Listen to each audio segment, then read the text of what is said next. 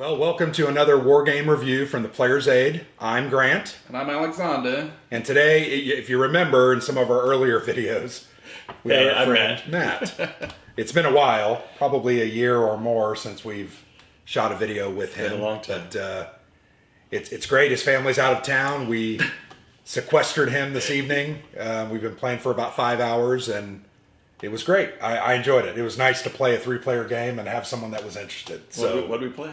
We played Triumph and Tragedy. This is European Balance of Power from GMT Games. They played the second edition, right? we did. And when the first edition came out, but this was the reprint that was in 2016. Mm-hmm. It's been sat on Grant's shelf for a while. It's hard to get together 3 players for 5 It or is. 6 hours. Yeah. And I know it's been burning a hole in his pocket trying to get it played, and we finally did it. And it was worth it. I'm glad we did. Oh yeah. I had a good time. I don't know, Matt. Did you have a good time? I did. Matt won. I won. I sat won. here. I sat here quietly the whole time as Grant wondered if I was having a good time, but I was scheming, and it turned out it worked out well. It worked to his advantage. It was the quiet person who's the dangerous one. The silent assassin. Exactly. So this evening, Matt was the Soviets. I played the Germans, and Alexander was the Western powers. And this game is I don't want to call it a card-driven, but it is a card-enhanced I think or they call it a card-driven game. You have to, yeah. Yeah, so you use the cards to affect countries politically, trying to influence them to become your satellites and your protectorates, etc. All in an attempt for you to gain their resources, right? Their resource points, their population points, and other elements. So it's a back and forth tug of war. You know, we play a card each. We go around.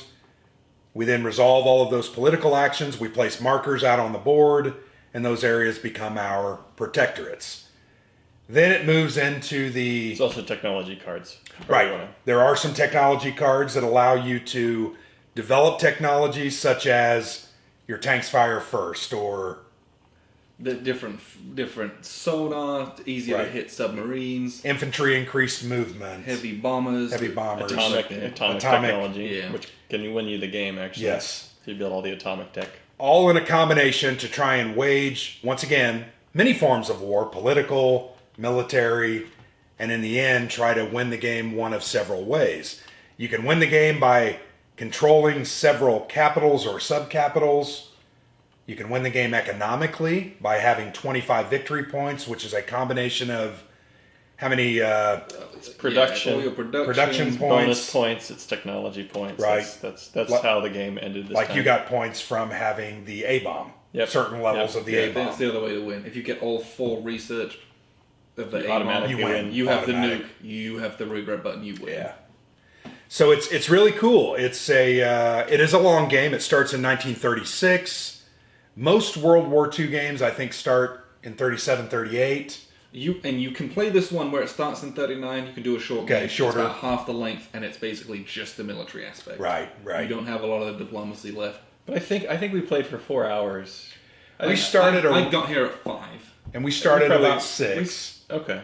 So about 3.5 to 4 hours. But see, we only made it to 1941. We were moving at a pretty good pace. I don't feel like we ever got bogged down. No, I was surprised that this moved on at a much faster clip than I thought it would. I agree. Partly because the Soviets did not enter a single conflict. Yeah, which was funny. Yeah, I mean, I just stuck to my So plan. I think if you'd have been doing a lot more of that, maybe that slows it down a bit. More Just a bit rolling more and- dice rolling, a bit more. right. But yeah, we played, 4 hours? 3 hours? Yeah, 3.5 to 4 hours And is we what did we played. 1936 all the way through the end of 1941. So the Americans never got in the fight. No. No green blocks on the board. They were starting to Sorry, Alexander. get involved. basically, France capitulated, and at that point, the Soviet industrial and military juggernaut had just built so many factories. Everyone else was like, "We're too scared. Yeah. We lose." Yeah. So it was fascinating, and that's the one thing to remember about this game. This is alternate history, right? It is, yeah. There's a lot of stuff that you need to take lessons from in history, like you have to take certain lands or try to at least move in certain directions to gain the advantages that were gained when they were gained. But, this is one where Spain can be an active country in the war. It can join the Axis and, start doing whatever they want to do. Or they could, conversely, join the Western Allies. The Turks can pop up as the Western Allies, and suddenly, North Africa and the Middle East is a bit hairier for the Soviet Union, for example. All this diplomacy means you will never have the same game twice, and It would be very different. Yeah. it's not a simulation of World War II. Right. It's a simulation of a million different iterations of what World War II may have looked like in Europe. In fact, near the end of the game, it was like Alexander and I were looking at each other going, hey, we got to attack. We got to do something about Russia. It was getting to the bizarre. point. Yeah, that's not going to happen in the real world probably. No. But in this game, it can. So overall, a very fascinating game. I think has a lot of very interesting things that I would love to explore. We were really pottering around with it and didn't understand from any of our perspectives maybe the strategies that are to be taken, but it ended up going very well for Matt. So what did you like about the game, Matt? Some simple. Here's a silly thing. I really liked the turn order mechanic. Yeah. Where the first player can change every round, and the direction of play can change every. So round. that happens by you have to roll a die, and then on a 1 and a 2, or the Germans are first. A 3 or a 4, it's the West, and then 5 or 6, it's the Russians. And I did like the two types of cards. I think card-driven games make it a little bit simpler for a non-war gamer, I guess, to engage pretty quickly. And we love so CDGs. That was good. We like cards. And then for me, and maybe this is a minus if we played it a lot, the Russian strategy is pretty clear, right? Mm-hmm. You have to defend your Western Front and do what you can from there. So that made it just pretty easy to adopt the game and get rolling. Mm-hmm. And that's why my turns were quick, right? I always knew what I was doing. But that's very typical of East Front games. Is Russians just build up, hang on for dear life, and then they've got a ton of industry and they push back. And everyone knows that. Yeah. So that might you could see that as a negative. I could agree that might get a little bit boring. Yeah, to be the Soviets. Yeah, in future times, I was thinking maybe in a future game, if I was USSR, I might actually attack the Arabian Peninsula and just see what fun and havoc I could wreak down over here in this area, which would be totally unique and different. Attack Turkey, just do different things. But then you always have to watch the you got to watch the Germans. Yeah. So you made an interesting comment. I want to before you won the game by playing this. For points. I was playing for points. At the end I said I was playing a Euro game and you guys are playing a war game.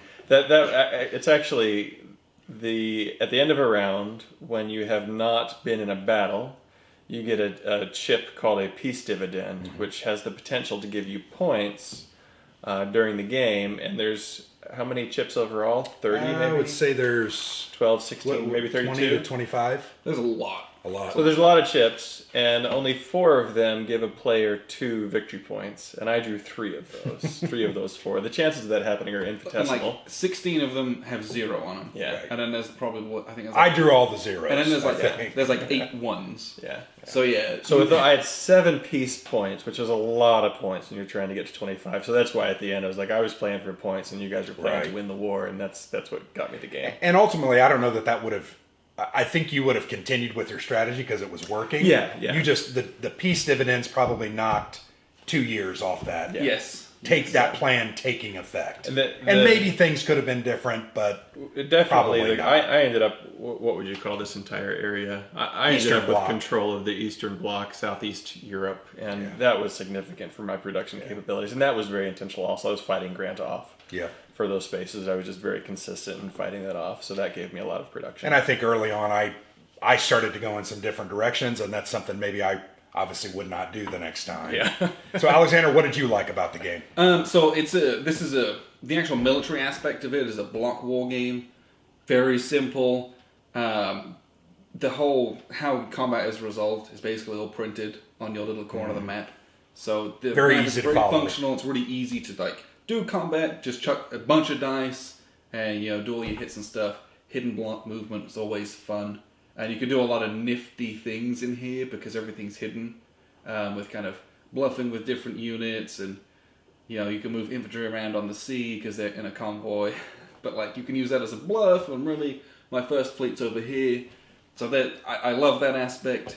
But this gives me some reminiscent feelings of unconditional surrender with the diplomacy, and I just love the diplomacy in a game.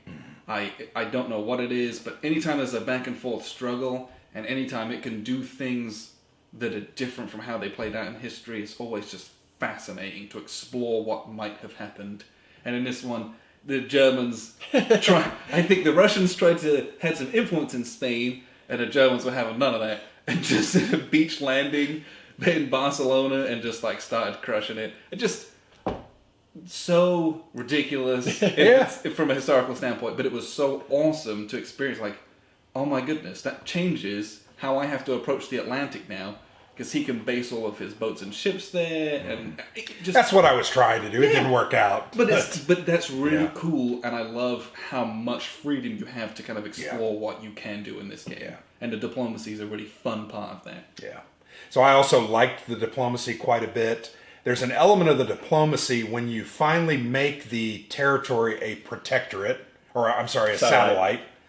You get to place, free of charge, units based on the muster value of the city. So it's like you're drafting their citizens into your army. So some of the bigger cities would give you 2 muster points, so you could put a 2-power unit there for free. Which, would normally cost you 1 production, 2 production to get it to a 2, but a whole nother year to have changed it to that, so it saves a ton of time and money doing that. So I think that's a strategy that you really need to focus on and try to implement, because once again, it's not only just capturing the resources and the population, it's allowing yourself to put for free a unit. More often than not, it's a cadre, a 1-power cadre, but some of them are 2s and 3s. And that's, I think, really important for the German player to get on that. It just inflates their army size very quickly. Yeah, it just gives you more options, I think. So I really enjoyed that part. I also really thought the limitations on the type of border was fascinating. And what I mean by that is, if it's a plains border, you could move 3 ground units across the border. If it's a mountain unit, I think you could do 1, or a mountain border, a forest is 2.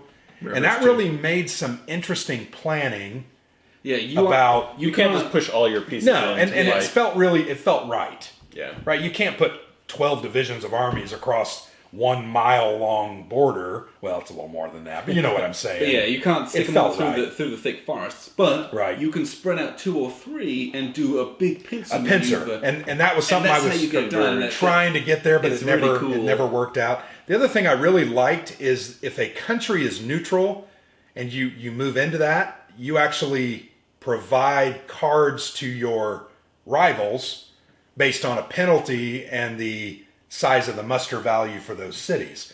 That's a very fascinating mechanic, because it makes you think, is it worth me violating this neutrality and gaining a year or 2, or do I just want to wait it out, hoping I'll get Poland cards again and again and again so I can control that. And do you think you were too worried about that rule? I should have just done it. Yeah. Yes. I think early on, Poland, the Low Countries, those are 2 that I think you just have to almost bite the bullet, run in, give you guys the cards, and set up my power. Because whilst the aggression gives us more diplomatic freedom and power with those cards, you then, once a country's been taken over, or they become an armed minor, you can't affect them anyway, so you're like, I got all these cards, you're taking Poland, Czechoslovakia, and Austria out of play. And the same with some, I think Croatia, Hungary, I should have just run into those areas. Once again, there would have been a penalty, but it wasn't a victory point penalty. It was just giving you guys cards. Yeah. And I think going back, I worried about that too much.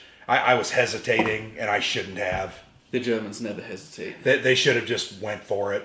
And I did attack. I did the lowlands, the Low Countries very quickly. Yes. I invaded France, I think, in 1938.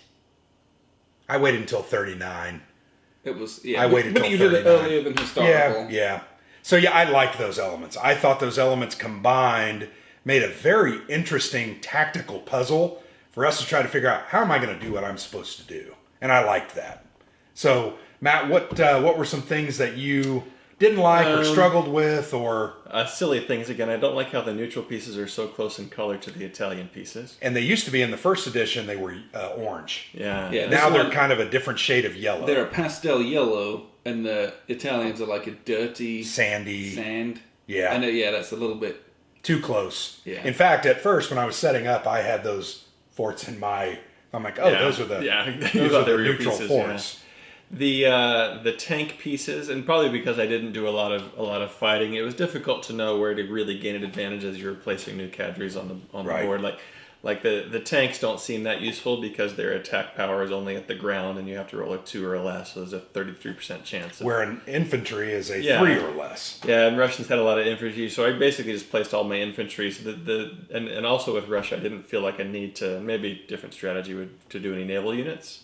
And so I just felt like I was kind of not doing very interesting things with my blocks. Yeah. So everything on the board basically is infantry until I ran out of that piece. I think generally the gameplay though, I don't know if I have that many complaints. Mm-hmm. The battles make sense. I didn't feel like I was at a huge disadvantage I was waiting and nervous about being attacked, but that didn't happen. I was waiting for the Germans to do it. I was waiting. Well, but there comes a point with those border limitations and the added limitation that defenders fire first. It made it hard. It really did. And you say that because you never had to go across the border. Yeah. But it makes it very difficult. I think there have been a lot of smashing happening because there's no way you would get you could only cross 2 pieces over the river. Yeah, right? Absolutely. And you could bring 2 pieces from this area. Right, so it's a matter of you got to plan it. You got 3 pieces here, 3 pieces here, 3 pieces a bigger here, front 3 to pieces attack. after the Balkans. You'd have to plan it. Yeah. And I'd have to not react to it, right? Right. I had all these strong forts out front. I think it'd just been toast. The thing I was waiting to do was kind of do a pincer here. Yeah. But once again, it comes down to a point that fire first and the limitation of moving across borders, it makes it very hard. But that, to me, that's one of that tactical element that is very interesting. So, Alexander, what did you not like or felt could have been done better? I know it, and you may not have anything. Yeah, for this one, I enjoyed it a lot. I don't know if there's like a bad thing that I would say. Yeah. If I had an improvement, maybe some more artwork on some of the cards. Because the cards they're very functional, right? Yeah. Has some flags here and there. Very basic. Some text on it, bits and pieces, but I thought the gameplay was very good. The blocks are clear and nice. The map's gorgeous. Very well done. And there's great play aids all over it. Yep. You've got your own little track in your corner.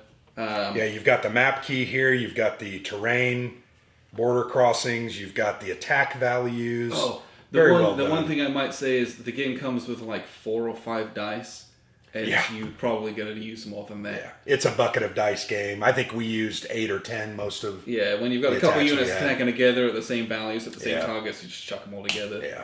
Just save yourself the time. But I think the one thing I would say, I really think the cards could have been different, but I understand why they're not, because you're putting these cards all in your hand together. Yes. And you don't want your opponents to know, oh, he's got 4 all these technology research cards. Yeah. So that was interesting, and but you're supposed to maybe like, I wouldn't do that. You're supposed to like hide which ones you're taking. But you really can't do that. or on like put the decks next to each other on the board, not on opposite Yeah. sides of the board, maybe. Just so you Yeah. can be a bit more like, which one's about I think that's a Maybe. nitpicking thing, Yes. but at this point, we're trying to. Were you counting the cards I was taking? I was No, not. but I could have done. I wasn't paying attention by the end of it. But I was right. early I on, was I right. There's definitely somebody who was. watches very closely where people are. Early on in the game, I was like, okay, you're taking from there, you're taking from there. But the reality is when you're building industry and stuff, it wasn't as important. Yeah. I just felt like at the end I was giving it away what was happening because Well, and I could tell Yeah. because we could see. We have eyes. We could see what was happening. You were creating Eyes are optional. an impenetrable wall, Yeah. and you were building behind it. Yeah. The only other thing that I really struggled with was the naval side of the game. I feel like it's very important, and I just feel like it's very difficult to get anything going with the navies. With the Axis navies, Yeah, for sure. it's very hard. And that's also a historical I reflection understand of- that. But I think in a game like this, I guess I could just put all my resource points and buy Buy a a ton of bunch of U-boats. ships. And Maybe then I should have send them done. out. Maybe I should have bought 3 or 4 U-boats at the beginning. I bought 2. Because if you But can it use wasn't those enough. U-boats to harry because you harry the navy, and then they go face down, so they can't Yeah. be destroyed. They Well, I was pull trying- back up again. Yep. do I it was all trying over. desperately to create a blockade of the United States. It never worked. I got crushed. and then you did a blockade down here. So the naval side, I think I would have explored it a little bit more and focused on it more. But now that and that's the main thing. I think when you play these games, a lot of times you got to play it, and then you're ready for the second figure out what play. you do, You're like, yeah. oops. And that's the way they all are. But I think overall, we enjoyed the experience. Yeah. I think it was fun. I'm glad we played it. We've been trying for a couple of years to do this. I figured next Just never year, worked out. do it again. Yeah, right. But I think for us, I think we would all give it thumbs up. Yep. I think this is a Yep. very good game, very solid. It's a strategic level game that uses cards, so it's going to have some randomness in it. It's going to have lot of that, some neat yeah. elements, and very cool. I enjoyed it quite a bit. Does this have bots or AI for solo play? or two It does players? not that I'm aware of. I think if you're going to play it solo, you just play. It would be very difficult Yeah. to do that with the card play. You just play best move for what you got, and that would be terrible. That would be quite unsatisfying. Yeah, I would not recommend that. But that's been Triumph and Tragedy from GMT Games. Enjoyed it quite a bit. We will put some other written information together on this, probably some action points, and probably a written review over the next couple of months or month or so. But yeah, we enjoyed it. So thanks for watching. I've been Grant for the Player's Aid. And I've been Alexander. Matt. And our guest, Matt. Thank you, Matt, Cheers. for coming. Thanks, guys.